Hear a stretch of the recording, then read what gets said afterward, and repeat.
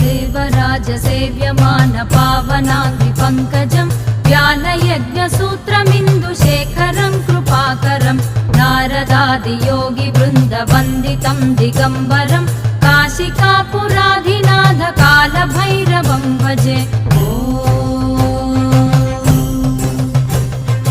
भानुकोटिभास्वरं भवाब्धितारकं परं नीलकण्ठमीप्सितार्थदायकं त्रिलोचनं कालकालमम्बुजाक्षमक्षशूलमक्षरं काशिकापुराधिनाथ कालभैरवं भजे।